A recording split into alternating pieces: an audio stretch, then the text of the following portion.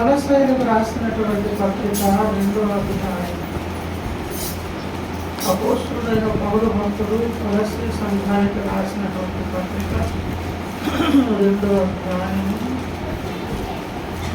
18 నుంచి 19 విడగొట్టడానికి వీలు లేకుండా ఆ 2 వచన భాగాలు కలిపి పరిశుద్ధాత్మ దేవుడు వాటిని ఉంచారండి. అంటే న్యూమరాలజీ ప్రకారంగా ఏం లెక్కలు ఉన్నాయో దేవుని లెక్కలు మరి అంకెలు 2 వచ్చాయి కదా అని అంటే పారాగ్రాఫ్లో కూడా లెక్క ఉంటుంది. లేదంటే సంఖ్యల అక్షరాల సంఖ్య అనేది ఒకటి ఉంటుంది. అంకెలు వచ్చేటప్పుడు విడగొట్టేస్తే అవి 2 కూడా వచనాలు అవుతాయి కదా. మరైతే విడగొట్టలేదు. విడగొట్టడానికి వీలు లేని ఆధ్యాత్మిక పాఠం. విడగొట్టకుండా పారాగ్రాఫ్లు లెక్కిస్తే అదొక అక్షరం మాల. ఇన్ని అక్షరాలు కలిస్తే ఒక పారాగ్రాఫ్ ఇలాగే ఉండాలి అనే ఇంకొక ఏదో ఎన్నెన్నో ఉంటాయి. అందులో మనకు అర్థం కాదు లేదా మనం అక్కడికి వెళ్ళాక ఈ విషయాలన్నీ దేవుడు మనకు తెలియజేస్తాడు. కొలస్సీయులకు రాసిన పత్రిక 2వ అధ్యాయం 18. అతి వినయాశక్తుడై దేవదూత ఆరాధన యందు ఇచ్చగలిగి తాను చూచిన వాటిని గురించి గొప్పగా చెప్పుకొనొచ్చు. తన శరీర సంబంధమైన మనస్సు వలన ఊరక ఒప్పుకోవచ్చు. శిరస్సును హత్తుకొనని వాడెవడూ నీ బహుమానమును అపహరింపనీయకుడి. ఆ శిరస్సు మూలముగా సర్వ శరీరము కీళ్ళ చేతను నరముల చేతను పోషింపబడి అతుకబడినదై దేవుని వలన కలుగు వృద్ధితో అభివృద్ధికి ముంచున్నది. జాగ్రత్త. ప్రియమైన తండ్రి, మా సహాయకుడా, మమ్మల్ని ప్రేమించి మా ఆయుష్కాలాన్ని పెంచి మరొక వారపు దినముల మిడిల్ కాలం తర్వాత ప్రభు దినములు పరవశులనై ఆత్మవశులనై అని ఎవరు లేకపోయినా పద్మశులు లంకలో గొప్ప భక్తుడు సన్నిధిని అనుభవించాడు. ఆదివారం రొట్టె విడిచి ప్రాముఖ్యమైన సందర్భంలో బట్టి నేను కూడుకొనగా అని ప్రథమ శతాబ్దంలో నేర్పడైన శిల్పకారులుగా పవనుల ద్వారా సత్యాన్ని బయలుపరిచారు. మరణమా నీ విజయం ఎక్కడా, నీ ముళ్ళెక్కడా అని పరిహాసం చేసే విధముగా పునరుత్థాన ధనముతో పునరుత్థాన దినం నాడు మీరు లేచి మరణాన్ని పరిహాసం చేసి దాన్ని బలము లేనటువంటి నిస్సహాయ శక్తురాలుగా దాన్ని మార్చేసి ఈ లోకానికి ఒక నూతనమైనటువంటి ఒక సంగతిని, ఒక విషయాన్ని బయలుపరిచి ఏ మరణ భయం చేత పట్టబడి మానవ జాతి వణుకుతూ ఉన్నదో, భయపడుతుందో ఆ మరణం సహితం భయపడే విధంగా భక్త జనాంగమునకు ఈ విధంగా ఇచ్చారు. ఎన్ని శుభాలు ఈ ప్రాముఖ్య దినములో ఉన్నవి నాయన. ఈ చక్కని మంచి దినమందు ఆయుష్కాలం నుంచి పెంచి మీ పునరుత్థాన దినము దగ్గరకు నడిపించి మీరిచ్చే జీవం కొరకు ఉన్నది సంధించమని, సహాయం చేయమని హెచ్చరిక నుండి పడగబడి మీకు సమాధానపడి మాత్రమే జీవనంలో పాలుగొప్పలు పొందినట్లుగా ఈ మంచి సమయాన్ని ఆశీర్వాదకరంగా మాకు మలచమని ఈ పాదాల మటుముడు బ్రతిమలాడుతూ రైతు అయోగ్య భాషలకు దోషపరాగమును బట్టి కాక ఈ కృపను బట్టి సహాయం చేయమని ప్రతి ఆటంకము గర్భిస్తూ సరిపోవాలి. యేసయ్య మహిమల నామమున ప్రార్థించి వేడుకుంటున్నాను. ఆమె దేవుని స్తోత్రం. ప్రియులారా, దయచేసి దాదాపుగా పైన వచనాలు కింద వచనాలు మనం దర్శిస్తుంటాం. కానీ ఈ వచనం మీద దాదాపు ఎప్పుడు దృష్టి పెట్టలేదు అనుకుంటారు కదా. ఇప్పుడే చదివాము సందర్భంలో చదువుకెళ్ళాను కానీ మౌనవాక్యంగా చదువుకోలేదు. కొన్ని విషయాలు చూద్దాం. పైనే కనిపిస్తున్నావు కనుక కొలస్సీ సంఘమునకు హెచ్చరిస్తూ పౌలన్న ఒక హెచ్చరిక చేస్తున్నారు. నీ బహుమానమును అపహరింపనీయకుడి. నీ బహుమానమును అంటే దొంగిలించేటటువంటి దొంగిలింపబడవలసిన పడే పరిస్థితి అక్కడ ఉన్నది.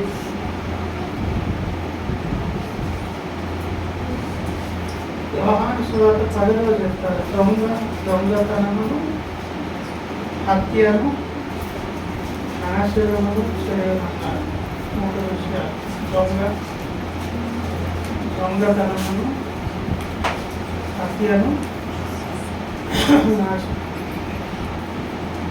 దొంగలించేటప్పుడు మనము మన ఐశ్వర్యాన్ని కోరుకోవడం, నాశనం చేసేస్తే దిక్కుమాలిన అయిపోతాం.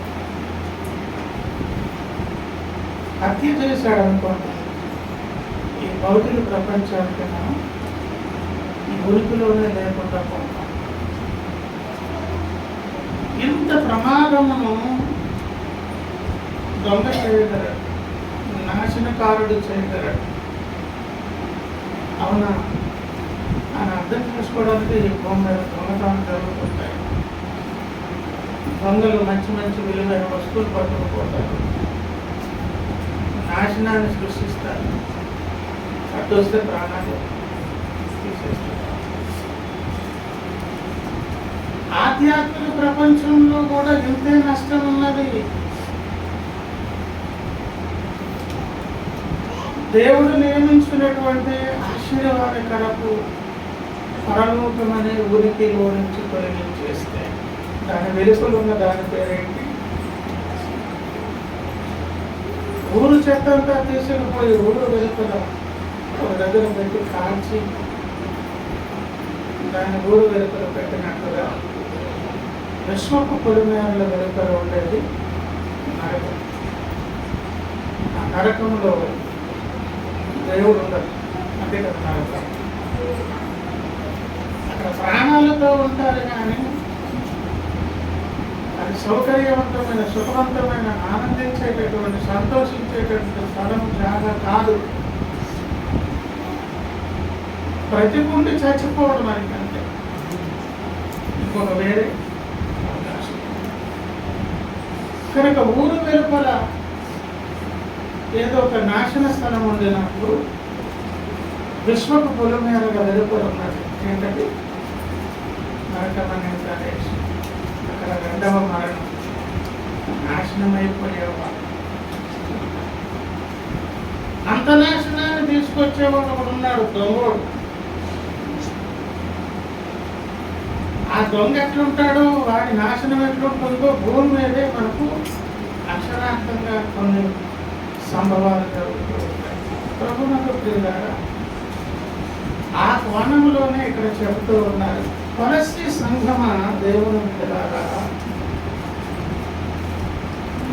మీ బహుమానమును అపహరింపనీయకుడి అంటే అర్థమేంటో తెలుసా? అపహరించేవాడు ఉంటే ఉండొచ్చు, వాడు ఎంత బలవంతుడైనా కావచ్చు, వాడు ఎన్ని రకాలైనటువంటి పథకాలైనా రచించవచ్చు. బట్ విత్ యువర్ పర్మిషన్, నీ తాలూకా ఇష్టం లేకుండా, నీవు ఇష్టపడకుండా నీ దగ్గర ఉన్న ఈ అమూల్యమైన బహుమానాన్ని వాడు దొంగలించలేడు. బహుమానం అన్నారు కాబట్టి అర్థమేంటో తెలుసా? రక్షణ కోరుకోరు. బహుమానం అన్నారంటే ఏం కోరుకోరు? పరలోకానికి వెళ్తాం, ఒక ముఖ్య విషయం, సత్య పరిచర్యలు, అపోసలిక క్రమంలో మహిమ కలిగిన పరిచర్యలు, ఇన్ని ప్రత్యక్షతలు కలిగిన సంఘంలో చుట్టుకున్న చీమ కదిలితే, ప్రపంచపు పరిస్థితులు, ప్రకృతి పరిస్థితులు కదిలితే లేఖనంలో నుంచి చూడగలిగినటువంటి ప్రత్యక్షత నుంచినటువంటి పరిచర్యలు ఏదో రకంగా పరలోకానికి వెళ్తే చాలా బాగుంది అనుకునేంత దురదృష్టవంతులు ఇప్పుడు ఉండనే ఉంటుంది. చాలా దురదృష్టకరమైన పరిస్థితి. మనుషులందరికంటే చెడ్డవాడును దౌర్భాగ్యుడును అని మనకు 1 కొరింథీ పత్రిక 15వ అధ్యాయంలో చెప్పారు. మనుషులందరికంటే దౌర్భాగ్యులు దురదృష్టవంతులు కాదు, ఏమండి, దౌర్భాగ్యులు అన్నారు. అంటే మనుషులందరూ ఒక్కలాంటి వాళ్ళ. కొంతమందిని అసలు మనుషులే అనలేము. ఇదే మృగాల, జంతువుల బాబోయే భయమేస్తుంది. అంతకంటే చెడ్డ స్థితిలో, అంతకంటే దయనీయమైన స్థితిలో, అంతకంటే దిగజారిపోయిన స్థితి దౌర్భాగ్య స్థితి అన్నట్టుగా ఈ క్రైస్తవ లోకంలోనే ఈ ప్రత్యక్షత కలిగిన సంఘంలో పరలోకానికి వెళ్తే చాలా ప్రజలు, నరకం రక్షించుకుంటే చాలా ప్రజలు అనే రాజీవాదం పొరపాటును మనకి తెలిస్తే నిజంగా మనం దురదృష్టవంతులం అవుతాయి. మనం అదృష్టవంతులము, భాగ్యవంతులము కావాలి అంటే అర్థం ఏంటో తెలుసా? పరలోకానికి వెళ్ళడం మాత్రమే కాదు, నీవు బహుమానమునకు పాత్రురాలు కావాలి, బహుమానమునకు పాత్రుడు కావాలి. అంటే ప్రియులారా, ఇక్కడ ఇంకొక విషయం కూడా చెప్తాను. ఈ దొంగోడు గురించి పరిచయం చేసుకున్నాం కదా, వాడు మొదటేమో రక్షణ పొందనీయడు, ఎన్ని ఉంటాయన్న ఆటంకాలు సృష్టిస్తాడు. రెండో మెట్టు సత్య ప్రత్యక్షత పొందనివ్వడు, ఎన్ని ఆటంకాలు సృష్టించాలని సృష్టిస్తాడు. నష్టం కలిగించే దాని కొరకు నువ్వు రక్షణ పొంది సత్య పరిచర్యలోకి వచ్చావనుకో, రక్షణే కోల్పోయే విధంగా ప్రయత్నం చేస్తాడు. కనీసం గుడ్డు కంటే మళ్ళ మేలు కదా అని బహుమానం మనకు పాత్రలు కానీ బహుమానమే కదా బ్రదర్ పోయింది అని అనుకోవద్దు. ఆ ఖాళీ ప్లేస్లో అవమానము అనే దాన్ని తెచ్చి పెడతాడు. బహుమానం లేకపోయింది, పరలోకానికి వెళ్ళాను చాలు అని, పర్వాలేదు బ్రదర్ ఏమైపోయింది, నరకంగా అయితే పోలేదు కదా అని అంటేనేమో బహుమానం లేదనే దానికంటే ప్రతి నీకు ఎదురుపడే సందర్భం, ఎదురుపడే వ్యక్తుల ముందు అది ఒక అవమానకరమైన సిచ్యువేషన్. మొత్తానికైనా నష్టపరచాలి, అవమానం పాలే చేయాలి. ఇది ఎవరి పట్ల అంటే కొలసి సంఘాన్ని మొదట అసలు పాడు చేద్దామని సకల ప్రయత్నాలు చేశాడు. ఇంకా సంఘాన్ని పరీక్షగా దీర్ఘంగా చూస్తే పౌలన్నకు మెట్టు వేసుకున్నప్పుడు కూడా ఓహో కనీసం అవమానపరిచే పరిస్థితి ఏదో తెచ్చి పెడుతున్నాడంటే, సంఘము తనకు వచ్చే బహుమానాన్ని కోల్పోయే పరిస్థితి ఏర్పడిందండి అని పౌలన్న గమనించాడు. కనుకనే ఈ హెచ్చరిక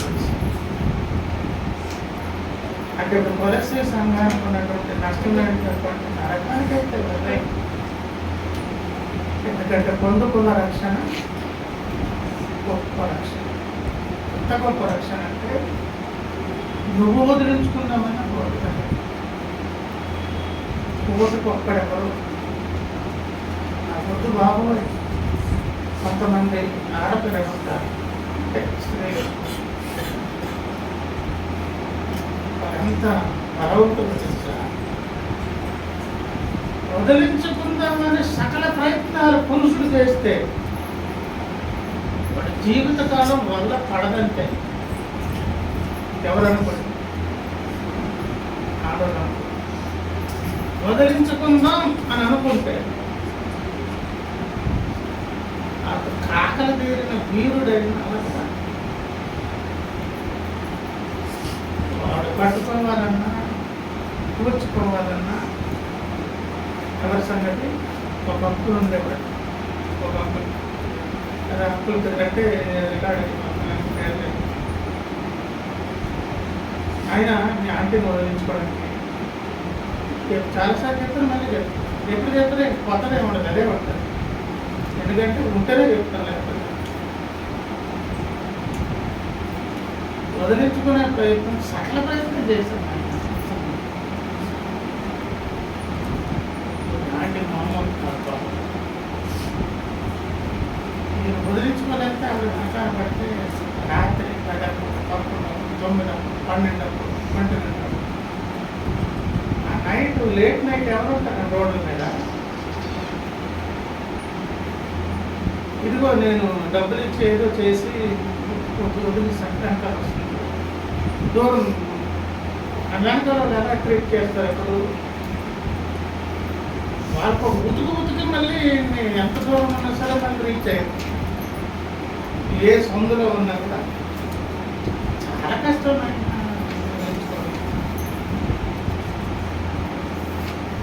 మనం పొందుకున్న రక్షణ కూడా అంత గొప్పగా. ఎక్కడో కోటి కుక్కలు యేసు రక్తమును కాళ్ళతో ప్రతి పరిశుద్ధాత్మ దేవుడు యేసయ్యను నీచంగా మాట్లాడి ఎంతో పాతకం చేయాలి, పాపం చేయాలి. మరణకరమైన పాపం అనేంత భయంకరమైన స్థితికి వెళ్ళాలి. అది నీ యొక్క ఏంటది చిన్నది నెగిటివ్ రాగానే భయం వచ్చేస్తుంది. అమ్మో బాబు నా యేసయ్యనా, నా యేసురక్తాన్న, మనం యేసురక్తం చిన్న కింద పడితేనే కంగారు ఆ చుట్టూ బార్డర్ గీసేస్తాం కదా, టెన్షన్ కట్టేస్తాం. ఆరాధన అయ్యే వాళ్ళు అమ్మలు ఎక్కడ వేదలో కొట్టేస్తాం. ప్రభు శరీరం ఏ చిన్న కింద జాగ్రత్త, ప్రభు శరీరం జాగ్రత్తగా ఎత్తుకుంటాం. ఎంత భయం. అప్పుడప్పుడు అడుగుతాం, కోపాలు వస్తాయి, కాపాలు వస్తాయి. అంత మాత్రం చేత మనకు ఆయన మీద నమ్మకారం. అప్పుడప్పుడు మనం మనకారం చచ్చిపోయినా ఆయన నవ్వుకుంటూ మళ్ళీ ఎవరెనకాల పడతారు. కొలెస్ట్రీలారా మీ యొక్క రక్షణ కోల్పోదు, బహుమానమునకు ప్రమాదం ఉన్నది, జాగ్రత్త. అలాంటి అపోస్తలుడి కాలం నాడు పౌలన్న కట్టినటువంటి సంఘానికి అంత ప్రమాదం అంటే ఎటువంటి పెను ప్రమాదం అనేది దాపురిస్తే వాడు ఎన్నెన్నో నా సంఘం మీద వాడి తాలూక వలలు, ఉచ్చులు, ఊరులు, ధ్యానములు ప్రయత్నించాడు. అన్ని రక్షణ కోల్పోరు కానీ అవమానం పాల్గొన్నారు, బహుమానం లాగారు. సెకండరీ ప్రైమరీ వదిలేసి సెకండరీ ఇప్పుడు మనం ఎవరమో ఏంటో అని చూసేదానికి ఆ అపోస్తలిక సంఘం మీద జరిగిన దాడులు సార్ అందుకన్నా నీకు వచ్చినంత ముందు చదవలేదు. ఆ దాడులు ఒకసారి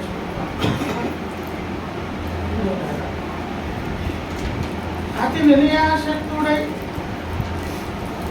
దేవదూత ఆరాధన యందు ఇచ్చగలిగి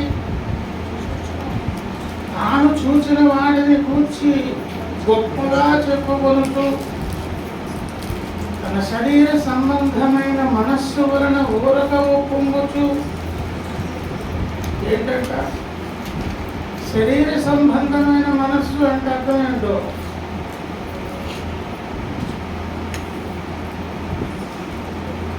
ఒక భక్తుని యొక్క రూలింగ్ అనేది మనస్సు మీద ఆధారపడి ఉంటుంది. భక్తుల రూల్ దేని మీద ఆధారపడి ఉంటుంది? అది ఆత్మను రండి మనం టై అవుదాం అని సంకీర్ణ ప్రభుత్వం కలిస్తే ఇది మెజారిటీ గవర్నమెంట్ ఫామ్ అవుతుంది. లేదు, నేను శరీరంగారుడు ఆ పార్టీతో కలిసిపోతాను అనుకున్నాను అనుకోండి. అప్పుడు ఏ పార్టీ ఓడిపోతుంది? ఆత్మ ఓడిపోతుంది, శరీరం తెలుస్తుంది. ఇది గెలాలన్నా అది గెలాలన్నా ఏ ఓటు సహాయం అవసరం?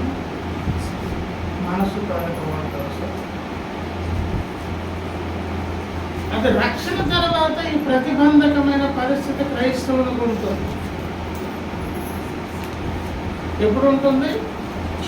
రోమిలకు రాసినటువంటి పత్రిక 8వ అధ్యాయము 5 శరీరానుసారుడు శరీర విషయములను నడుచుకుంటూ ఆత్మానుసారుడు ఆత్మ విషయముల మీద శరీరానుసారమైన మనస్సు శరీరమును అనుసరిస్తున్న మనస్సు. శరీరానుసారమైన మనస్సు అంటే రండి మన గవర్నమెంట్ ఫామ్ చేద్దాం అని మనస్సు గారు అనుకున్నారు అనుకోండి, తప్పకుండా ఆ గవర్నమెంట్లో మరణమే. తర్వాత ఆత్మానుసారమైన మనస్సు జీవనము సమాధానమునై ఉన్నది. దేవునితో నీకున్న సమాధానం కొనసాగుతుంది, జీవాన్ని పొందుకుంటావు. ఆత్మను అనుసరించే మనస్సు అనేది నేను రూల్ చేసే కేంద్రక బిందువు. అది దాని మీదే గవర్నమెంట్ ఫామ్ అవుతుంది. ఇంకంతా ఏమనుకుంటుంది? ఈ కొలస్ట్రీ సంఘంలో ఒక పరిస్థితి ఉన్నది, ఒక ప్రతిబంధక పరిస్థితి. శరీర సంబంధమైన మనస్సు అనేది ఉంటే, అంటే శరీరమును అనుసరించే మనస్సు ఉంటే రిజల్ట్ ఏంటి? మరణం ఏంటి కదా. కానీ అది చాలా ఊరకు ఏం చేస్తాడంటే ఉప్పం కూడా మనం పక్కన పెట్టి ఊరకంటే అర్థం ఏంటి? కొంతమంది ఎందుకు నవ్వుతారో తెలియదు, ఎలా నవ్వుతుంటారు. మన దగ్గరికి వెళ్ళి ఇస్తారు మీరు నవ్వడానికి కారణం, అప్పుడు నవ్వుతారు. 2-3 సార్లు అడుగుతాయి, నవ్వు చేసి గుర్తించు.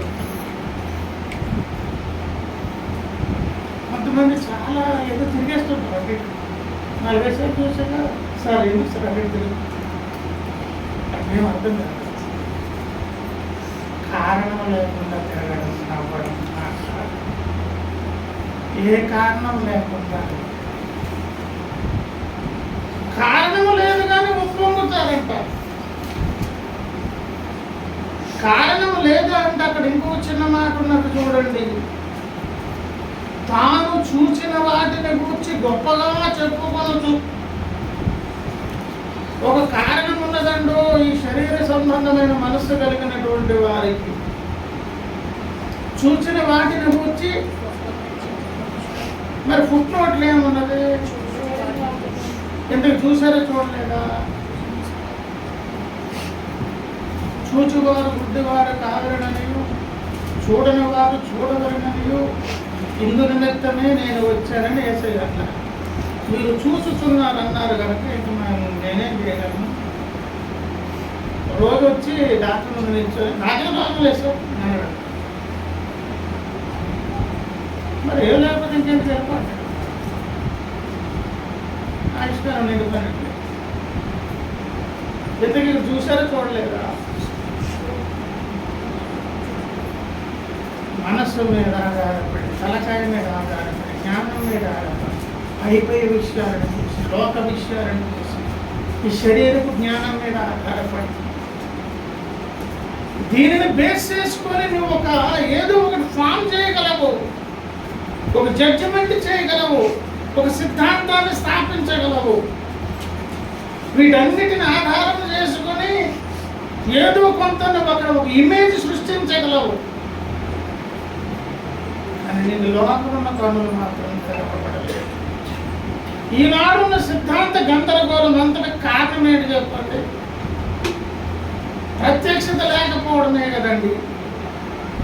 ఎవడైతే శరీరానుసారమైన మనస్సు కలిగి బ్రతికేస్తాడో వాడు ఉప్పొంగుతాడు. ఎందుకు సార్ ఉప్పొంగుతున్నారు? మాకేమో ఊరకనే ఉప్పొంగుతున్నారు అన్నట్టు అనిపిస్తుంది మాకు. లేదు చూశానంటాడు. దేంతో చూశాడు? బాహ్య విషయాలను బట్టి లెక్కలు, తలకాయ జ్ఞానం మీద ఆధారపడి ఏదో కొన్ని సిద్ధాంతాలు చేసి ఈరోజు క్రైస్తవ లోకం భ్రష్టు పట్టిపోవడానికి కారణం ప్రభునందు ప్రియులారా, ఈ మనస్సు వెళ్ళి ఎప్పుడు శరీరాన్ని ఆస్పదం చేసుకుంటుంది, దాని ముగింపు మరణమే. అది ఉప్పొంగుతుంది. అది ఊరకనే ఉప్పొంగుతుందని సత్యం ఎరిగినటువంటి వాడు 2వ అధ్యాయం 1 కొరింథీ పత్రికలో ఉన్నవాడు ఆత్మానుసారన్నిటిని వివేచిస్తాడు, గ్రహిస్తాడు. అతనిని వివేచించలేరు. ఆత్మానుసారులు ఆత్మానుభవము చేతని గ్రహిస్తారు. ఊరికెందుకలా ఉప్పొంగుతున్నాడని ఆత్మానుసారం అనుకుంటాడు, శరీరానుసారం ఏమనుకుంటాడు? నాకు చాలా తెలుసు, నేను చాలా చూశాను, నాకు అంత తెలుసు, ఎంత తెలుసు, అంత గొప్ప, ఇంత గొప్ప.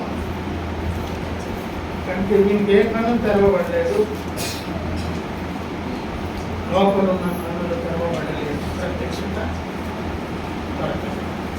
పౌలన్న కట్టిన సంఘములో ఇటువంటి రోగాలు కనిపిస్తున్నవేంటి?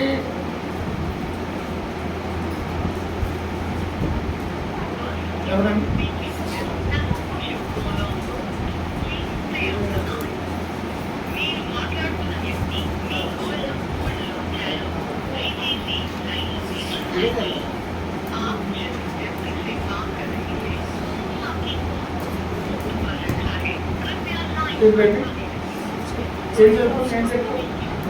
పౌలన్న కట్టిన సంఘములో ఇటువంటి రోగాలు, సిమ్టమ్స్ కనిపిస్తున్నవేంటి? ఇంకా చూస్తే కొన్ని విషయాలు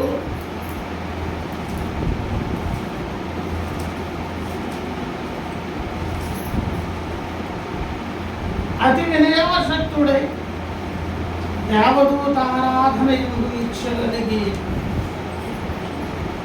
అతి వినయాసక్తుడికి అర్థమేంటో? వినయం మంచిదే కానీ అతి వినయం ఏమి లక్షణం అంటే దురిత లక్షణం.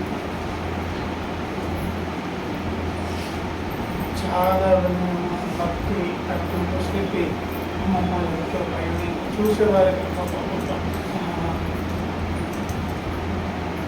అదేం వినయం అంటారు. నిజానికి అక్కడ అది లేదు, అసలు లేనే లేదు. అది నటనా చాతుర్యంతో కప్పేటటువంటి పరిస్థితి. ఉండాల్సిన వినయం, విధేయత, తగ్గింపు అసలు కంప్లీట్గా లేదు. అతి ఎక్కడ ఉన్నదో అతి సర్వత్ర అధ్యత ఉంది. ఏది ఉన్నా సరే, ఏ విషయంలో హద్దు దాటుతున్నామా అది నటనలో సరిపోతుంది, వేషగారంలో నీకు నీవు మోసం చేసుకునే దాంట్లో. దేవదూత ఆరాధన అంటే అర్థమేంటో? ఆరాధన దేవుడికి చేయాలి, దేవదూతలకు చేయాలి. దూత అంటే అర్థమేంటో? మధ్యవర్తి అండి. దూత అంటే అర్థం ఏంటి? మాధ్యమంగా పనిచేసేటటువంటి వారు. అందాల్సినటువంటి పూజలు దేవునికి అందకుండా మధ్యవర్తులకు అందడం ఏంటి? అసలు దేవునికి చెందాల్సినటువంటి పూజ చెందకుండా మధ్యనున్నటువంటి వారికి చెందడం ఏంటి? అసలు దూతలు అన్నారు. క్రైస్తవ లోకంలో కూడా అమ్మా మరియమ్మ అని మధ్యవర్తి పెట్టుకున్నారు. సెయింట్ జోసెఫ్ కానీ, సెయింట్ యానీ కానీ, సెయింట్ ఎవరెవరు చాలా మందిని అక్కడ లిస్టే ఉంటుంది. అసలు డైరెక్ట్గా వెళ్ళిపోతుంది. ఎక్కడికి వెళ్ళిపోతారు? ఎవరి ముందుకు వెళ్తున్నారు తెలుసా? సర్వశక్తి మంత్రులు పరిశుద్ధులు దేవుని ముందు వెళ్ళబట్టి అమ్మగారు అయ్యగారు మధ్యవర్తి. ఈ మధ్యవర్తులకి ఆరాధన వెళ్ళి దేవునికి వెళ్ళకపోతే ఎట్లా మరి? మనకున్న మధ్యవర్తులు ఎవరు? నా చిన్న పిల్లలారా విగ్రహం ఏంటో విగ్రహం. నువ్వు దేవుని కంటే దేనికి ఎక్కువ స్థానం ఇస్తున్నావు, ప్రాముఖ్యతనిస్తున్నావు. దేవుని కంటే కూడా దేనికి నీ హృదయంలో, బ్రతుకులో, సమయంలో, ప్రతి స్థితిలో నీవు స్థానం ఇస్తున్నావు. అది నీకు ఒక విగ్రహం. అది 1 కావచ్చు, 100 కావచ్చు, 1000 కావచ్చు. నువ్వు దాన్ని పూజ చేసి పనిచేస్తున్నావు. నీ పూజ మొత్తం అంతా నువ్వు అర్పించే అర్పణలు, నీ యొక్కవన్నీ కూడా ఎవరు తీసుకుంటున్నారు? నువ్వు నిజానికి దేవతను దేవుని మధ్యన ఎత్తుకోవు. ఎందుకు? ప్రారంభంలోనే చెప్పుకున్నావు. ఇది ఏమి సంఘం అంట? ప్రత్యక్షతగా తెలుసా? ఏం తెలుసు అంట? సంగతులన్నీ తెలుసు. ఇన్ని సంగతులు తెలిసిన తర్వాత తులసి సంఘంలో ఉన్న రోగం ఏంటి? ఎవరో పూజలు అందుకుంటున్నారండి. అవి నీ అలవాట్లు కావచ్చు, నీ ఇష్టాలు కావచ్చు. నీ జీవితంలో అధిక భాగం ఏది ఆక్యుపై చేసేసిందో అక్కడ నువ్వు దేవుడు లేడు, అక్కడ నువ్వు దారి పోషిస్తున్నావు. ఎన్ని అవలక్షణాలు? అతి వినయం, దేవునికి అందాల్సిన అందరినీ పెట్టుకుంటారు, ఎన్నో విగ్రహాలు. అలాగే ఇంకోటి ఏంటి? మనస్సంబంధం మీద, మనస్సు మీద, తలకాయ మీద, శరీర విషయాల మీద దృష్టి నిలిపి లోపల కన్నులు మూసుకుపోయి వాటిని బట్టి గర్వించి ముక్కుపోయి. అలాగే ఇంకోటి ఏంటంటే ఇవన్నీ ఉండి శిరస్సును హత్తుకొనని వాడెవడును అన్నారు. శిరస్సును నువ్వు కాకపోవచ్చు, నీకు నాకు ఈ రోగాలు ఉండకపోవచ్చు.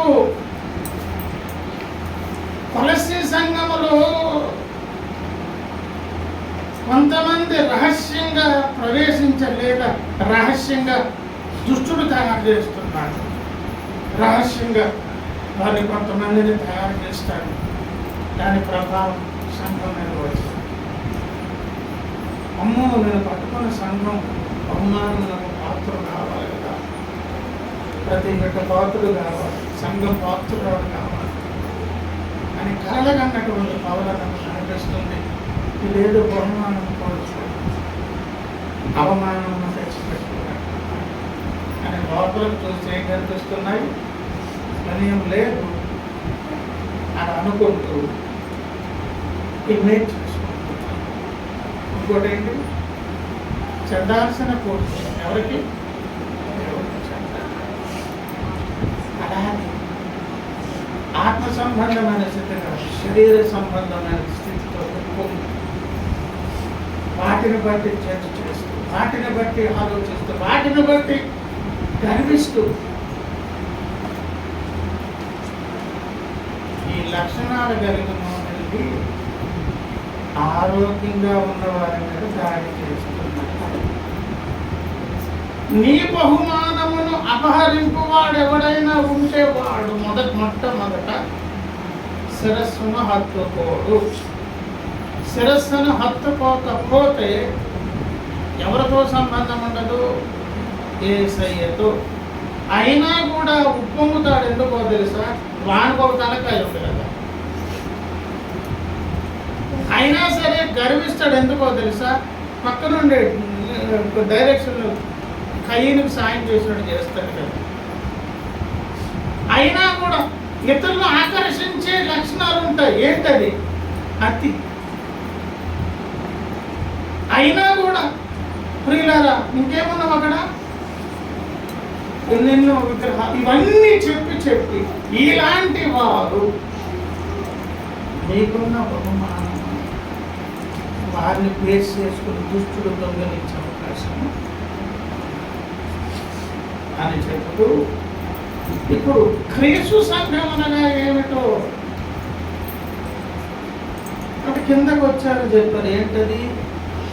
ఆ శిరస్సు మూలముగా, ఏ శిరస్సు? క్రీస్తు అనే శిరస్సు మూలముగా సర్వ శరీరం అంటే క్రీస్తు సంఘం మొత్తం కీళ్ళ చేతను, నరముల చేతను. ఈ కీళ్ళు ఏం చేస్తాయి? 2 అవయవాలు కలుగుతాయి. నరాలు ఏం చేస్తాయి? యావత్తు తలకాయ మొదలుకొని శరీరం వరకు పట్టి బంధించి కదలకుండా తాళేసి కట్టినట్టు పట్టుకుంటారు. కీళ్ళ వలన బలము అనే పాత సందేశం, క్యాసెట్ సందేశం వినండి. ఏమండి? ఎస్పెషల్ కీళ్ళ గురించి మాట్లాడాలి.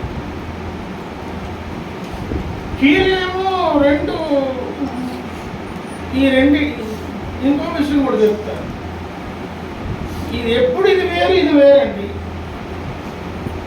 ఇది వేరు ఇది వేరండి. దీనికి ఎక్కడో జాయింట్ ఉంటుంది, అది వేరు ఇది వేరండి, ఇది వేరు అది వేరే. నీ ప్రక్క విశ్వాసం ఎప్పుడు నీకు వేరే. కానీ కీళ్ళతో జాయింట్ చేసే నరములు పొదిగించి దాంచట కట్టి కదలకుండా ఏమన్నాడు? శిరస్సు సర్వ శరీరం కీళ్ళ చేత నరములు ఏం చేయబడి పోషించడం అంటే చెప్పండి, నాకు తెలియబడుతుంది. మీ ఆయన చూసుకున్నాడు, బాగా పోషిస్తున్నాడా, మంచిగా అనిపెడుతున్నాడా, చూసుకుంటున్నాడమ్మా అని అంటారు కదండి. సంఘానికి పోషణ ఎవరి ద్వారా అంటే అండి,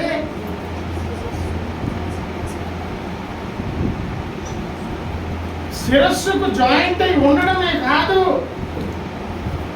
కీళ్ళ చేత నరముల చేత పోషించబడాలి. కీళ్ళు పట్టి బంధించడమే కాదు, నరాలు పట్టి బంధించడమే కాదు, వాటిలో ఏం ప్రవహిస్తుంది? రక్తం ప్రవహిస్తుంది. ఎక్కడ పంపించాల్సింది అక్కడ పంపిస్తుంది. రక్తాన్ని ప్యూరిఫై చేసినటువంటి ప్యూరిఫై ఆక్సిజన్ కలిగిన రక్తాన్ని పంపించే ప్రక్రియ ఇది. పట్టుకోవడమే కాదు, అందులోంచి జీవాన్ని పంపిస్తుంది, ప్రతిబంధిస్తుంది, సారాన్ని పంపిస్తుంది, ఆయువునిస్తుంది, జీవాన్ని ఇస్తుంది. అప్పుడప్పుడు ఫ్లెక్సిబుల్గా ఉండాలి కనుక ఈ జాయింట్స్ ఏం చేస్తాయి? అనుకూలంగా ఉప్పు దానికి మంచి లక్షణాలను ఎప్పుడు చెప్పుకుంటాయి. కరిగిపోద్దని తెల్లగుంటుందన్న ఏమండి అట్లా అది పట్టించుకోదని మంచి రుచినిస్తుంది అన్నట్లుగా ఒక సత్క్రైస్తవుడు ఫ్లెక్సిబుల్గా ఉంటాడు అన్నమాట. దైవ కార్యం జరగాలి, దేవుని నామానికి మహిమ రావాలి. బ్రదర్, ఎటైనా పొందుతాను, ఏదైనా లాస్ అవుతాను, ఏదైనా చేస్తాను అని జాయింట్ ఉన్న దగ్గర ఉన్న లక్షణం ఏంటి? దానికి ఉన్న లక్షణం ఏంటి? పర్వాలేదు బ్రదర్, కొంచెం ఉంటున్నాం, అదేం కాదండి. నరాకున్న పని ఏంటి? క్రీస్తు సర్వశరీరం అనబడిన సంఘం యొక్క సర్వశరీరం పోషించబడవలసిన బాధ్యత. సారము శిరస్సు నుంచి వస్తుంది నిజమే, కానీ గవర్నమెంట్ హెడ్ ఆఫీస్ నుంచి లేదంటే సెంట్రల్ నుంచి వస్తాయండి నిధులు. అందరికీ అందిపోతాయా? మధ్య దొంగలు లేరు, వీళ్ళందరికీ ఇంటింటికి తెచ్చి ఇచ్చేస్తారా? వాళ్ళు ఇచ్చేదానికి నీ చేతికి వచ్చేదానికి ఎంత ఎంత ఖర్చు కట్టింగ్ అవుతుంది? సారం వచ్చిన దానిని సారవంతంగా అందించాల్సిన బాధ్యత ప్రతి అవయవమునకు ఉన్నది. కీళ్ళలో నుంచి వెళ్ళాలి, జాయింట్స్ లోంచి వెళ్ళాలి. అక్కడ కూడా చదువుదామా? ఆ శిరస్సు మూలముగా సర్వశరీరము, అక్షరంతో శిరస్సుతో పాటు కీళ్ళ చేతను నరముల చేతను పోషింపబడి పోషణకు అవసరమైనది శిరస్సు నుంచి వస్తుంది. పోషించే పనిలో కీలక బాధ్యత తీసుకున్నది ఎవరు? ఈ మాధ్యమముగా పనిచేసేవారు. అతకబడినదై దేవుని వలన కలుగు వృద్ధితో అభివృద్ధి పొందుతున్నది. ఇది దేవుడు పెట్టిన సిస్టమ్ అన్నమాట. ఇప్పుడు టోటల్ చెప్పుకుంటే అర్థమైంది ఏంటో తెలుసా?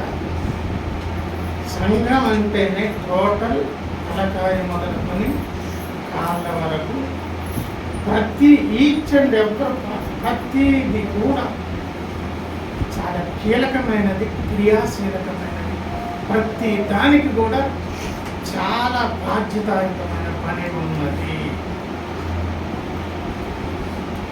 శరీరం అంతా కన్ను కాదు, శరీరం అంతా ముక్కు కాదు. కన్ను అయితే వాసన చూసేది ఎక్కడ, వినుట ఎక్కడ? వినేదానికి చెవి ఉండాలి, వాసన చూసేదానికి ముక్కు ఉండాలి, తినేదానికి రుచి చూసేదాన్ని నాలుగు ఉండాలి, చూసేదానికి కన్ను ఉండాలి. అన్ని అవయవములు ఉంటేనే అది శరీరము. అన్ని ఒకదానికొకటి వ్యతిరేకంగా ఇది వేరు అది వేరు అయినా కూడా వీటన్నిటిని కలిపి బంధించినటువంటి దాని పేరే పరిశుద్ధాత్మ కలిగించు ఐక్యత అనే ఎఫెసీయులకు రాసినటువంటి పత్రిక 4వ అధ్యాయము. ఎఫెసీ పత్రిక 4వ అధ్యాయం 16. ఆయన శిరస్సై ఉన్నాడు, ఆయన నుండి సర్వ శరీరము చక్కగా అమర్చబడి తనలో ఉన్న ప్రతి అవయవము తన పరిమాణము చొప్పున పని చేయి. తన పరిమాణము చొప్పున ఎవరి పని వారు. ఈ అవయవం పని వేలు, పని వేలు, చేతులు, కాలు పని కాదు. ఒకరి పని ఎవరి పని వారదండి.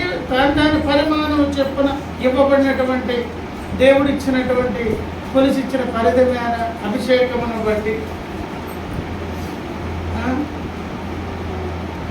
తనలో ఉన్న ప్రతి అవయవం తన పరిమాణం చొప్పున పని చేయుచుండదు. ప్రతి కీల వలన కలిగిన బలము చేతబడి ప్రేమయందు తనకు క్షేమాభివృద్ధి కలుగునట్లు శరీరములకు అభివృద్ధి కలుగజేసుకొనుచున్నది.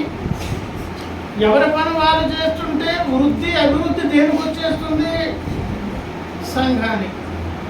సంఘం యొక్క వృద్ధి అభివృద్ధి ఇప్పుడు ఎవరి మీద ఆధారపడి ఉన్నది? మెయిన్ యేసే శిరస్సే. అలాగే ప్రతి పార్టీకు, ప్రతి వ్యక్తికి, ప్రతి విశ్వాసకి, అందరికీ కూడా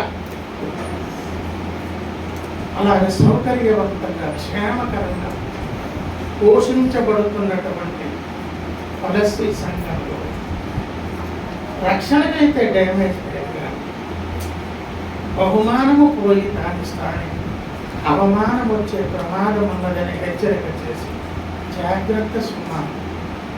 ఈ సిమ్టమ్స్ కలిగిన వారు ఉంటే స్నేహం చేయగలరు. ఒకవేళ అదే నీలో ఉంటే వాటి నుంచి ఎమర్జెన్సీగా విడుదల పొందాలి. గట్టికైతే ఎవరి స్థానం వారు, ఎవరెవరికి దేవుడు ఏ స్థానాన్ని ఇచ్చి దేవునింటిలో చేర్చుకున్నారు అది గుర్తెరిగి సంఘాభివృద్ధి ఎవరి మీద ఆధారపడినది? కొంత నీ మీద, కొంత నీ మీద, అందరి మీద ఆధారపడి ఉన్నది సంఘాభివృద్ధి, క్షేమాభివృద్ధి. దేవుడు వృద్ధి కలిగించాలంటే ప్రతి దానికి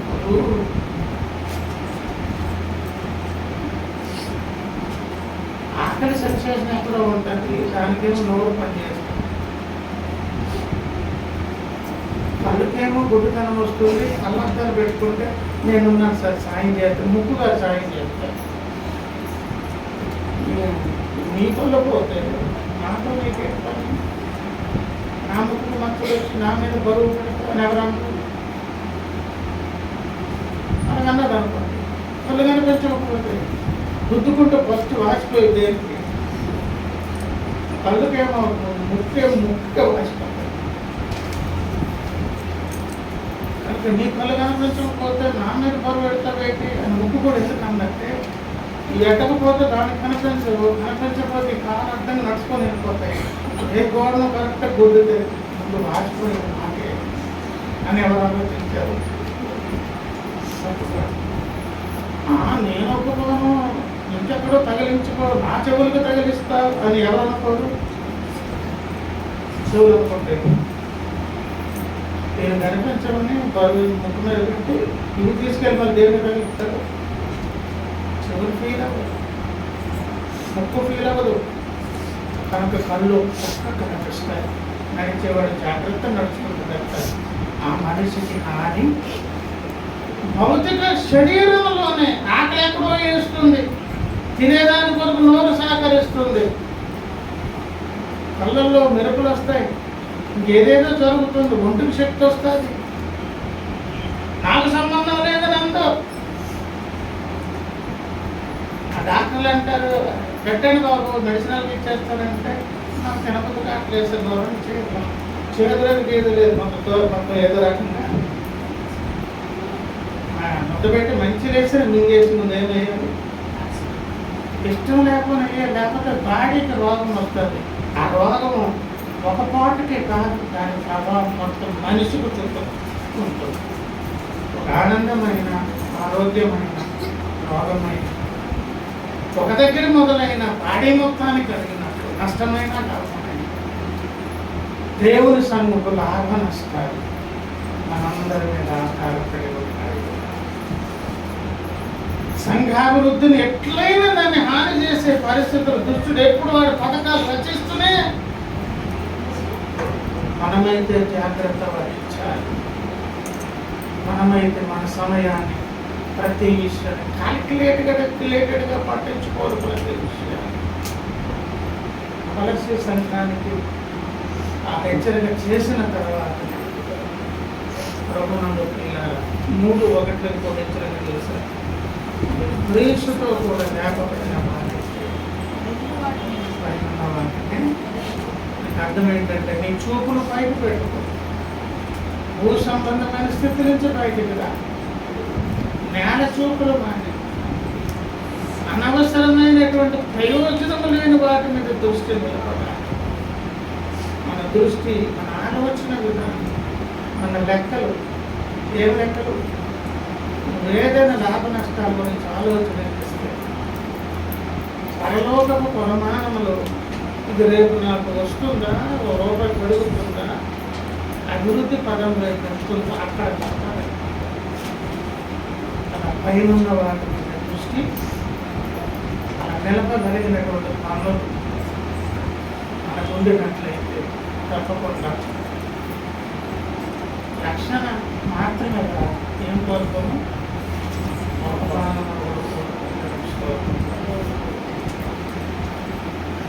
మహిమ కలిగిన పరిచయంలో ఇక్కడ ఉన్న వారు ఎవ్వరు కూడా నెక్స్ట్ ఏం బహుమానమో కొత్తలు వస్తుంటారు అందరు యాంగ్జైటీగా చూడాలి తప్ప ఎక్కడ కొట్టే కంటే పరలోకంలో వచ్చాడనే వైపు అనుకోవడం. ఎవరు అనుకోవాలంటే ప్రత్యక్షమైన అలాంటి ప్రాముఖ్యమైన పరిచర్యలో పెట్టని నేను నాకు దేవుడికి హెచ్చరిస్తున్నాను. మనము ఇటువంటి నైతిక లేదా అనైతిక సంబంధమైన విలువైన వంటి ఆధ్యాత్మిక ఎదుగుదలకు అభివృద్ధికి నష్టం కలిగిస్తాయి. దేవుని పాదం దగ్గర క్షమాపణ సమాధానపడి మరలా మనం ఏమవుతాం, రీఫ్రెష్ అవుతాం దేవుని స్తోత్రం.